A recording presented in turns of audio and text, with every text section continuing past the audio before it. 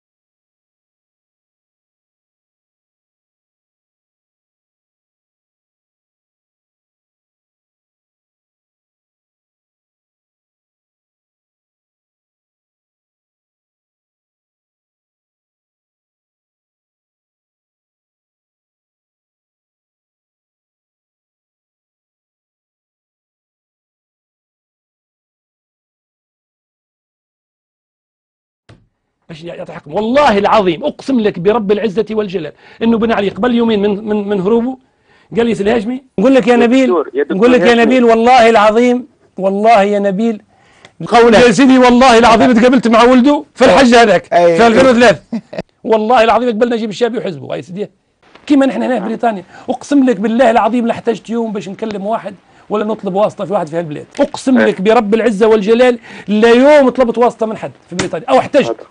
والله العظيم ما تكلمت مع دولة، والله لو كانت العدلية الشعبية حاضرة في الاجتماع، وأقسم بالله العظيم على هذا المصحف.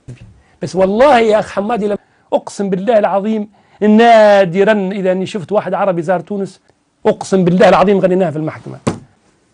والله العظيم ما أنا مغرم به في هذه المسألة ليس رئاسة الجمهورية، نعم والله العظيم وزير باشر الدولة التونسية وباشر القطاع الاقتصادي قال لي ياسر الهاشمي اقسم بالله العظيم قال لي هالكلام برنامجك هذا اقسم بالله العظيم بدون مبالغه والله انا مبسوط هنا الحمد لله على فضله. تعرف ايش دوما احنا نتكلموا البرنامج ويكاند نهار السبت من احلى البرامج في بريطانيا ماتش اوف ذا داي، الاحد الرياضي نقولوا بترجمته في تونس هو السبت الرياضي. بالله العظيم نقولوا لن لا ما يلزم رئيس الجمهوريه على الوزراء على غيرهم. يا ولاد بلادي اقسم بالله العظيم يا ولاد بلادي يا توانسه في الداخل وفي الخارج والله صوره محمد الحامدي لا جابوها. اقسم لك بالله العظيم الذي فطر السماوات والارض شعبيه، واقسم بالله لقيت تسجيل في الحلقات هذيك لحسن رضواني. والله يا محمد يا اخويا لا والله لا والله كذبه ولا لقيتها. ما يحبش كذا. الحسين ما يحبش كذا، ما يحبش والله ما يحبها، اقسم بالله ما يحب. مانيش مزور والله ماني مزور هذا معروف والله ما قال، اقسم لك بالله حشاه ما قال. والله انت تسيء لجدي، تسيء لجدي، انت تسيء لجدي يا ابو محمد، يا ابو محمد انت تسيء لجدي والله ما قال. انت تسيء لجدي وانظر في اصولكم. ما مشكلة أنا ما أحب أتكلم بهذا. شوف العادة الشعبية هذه ورقة كتبتها أقسم بالله العظيم هذا إيدي على المصحف أنني حررتها بنفسي ورجعتها زبيدة قمادي زوجتي هنا قبل ما نعلنها يوم 3 وعملت برنامجها واخترت اسمها هذا العادة الشعبية للحرية والعدالة. العريضة لقيت هو بديت أنا العريضة ما بديتش وحدي، أنا بديتها في الأول كنت متردد باش نترشح أو باش ندخل في السياسة التونسية. أنا العريضة ما بديتش وحدي، أنا العريضة ما بديتش وحدي يعني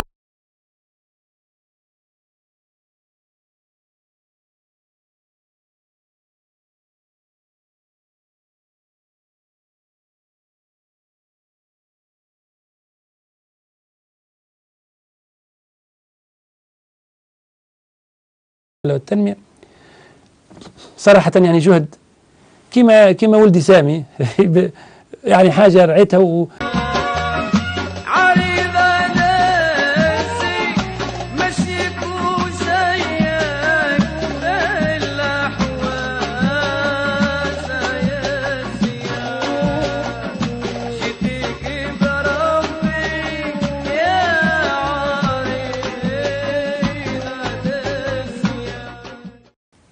اسمعوا نصيحة المسلم لإخوانه المسلمين، نصيحة التونسي لإخوانه التونسيين، نصيحة رئيس تيار العريضة الشعبية لإخوانه من السلفيين. لن يؤيدوا هذا الاقتراح من العريضة الشعبية، سيوافقون على أن يبقى الدستور كما كان من قبل. أنتم لديكم فرصة أيها السلفيون والصوفيون والمتدينون عامة للضغط حتى على حركة النهضة. بإمكانكم أن تقولوا لحركة النهضة أنتم إخواننا. الله عز وجل إذا قلت زاوية الحوامد في القروان هي اللي تكشف تجيب المضطر إذا دعاه وتكشف السوء، هل أنت تقول جواب صحيح؟ أكيد لا. أكيد لا. من يجيب المضطر إذا دعاه ويكشف السوء ويجعلكم خلفاء الأرض؟ لو قلت الله خلاص، لو قلت غير الله قال لك الجواب إله مع الله. فنحن في العريضة الشعبية مع هذا.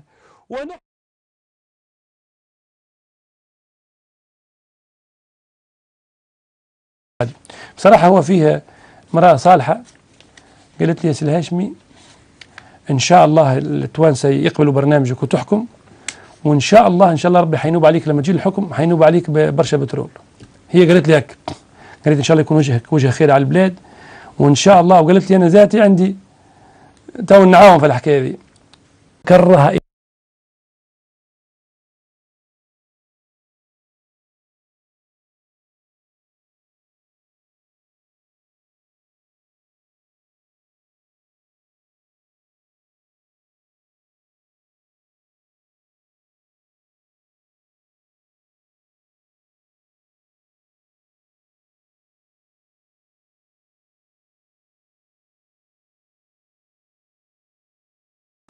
من يجيب المضطر إذا دعاه ويكشف السوء؟ الله عز وجل. اعلم أن الله أمرك أن تسأله ليعطيك، ولم يجعل بينك وبينه من يحجبك عنه، ولم يلجئك إلى شفيع يشفع لك إليه. أن يحب، ولكن الله حبب إليكم الإيمان، أن يحبب الإيمان. ونقول لكم صراحة ما تنسوش روى الأب فرانك جالي اللي هو من زعماء المسيحية، قال لي هنا في برنامج، قال للتوانسة هذا الرجل محمد الهاشمي حمد رجل باهي وانتخبوه.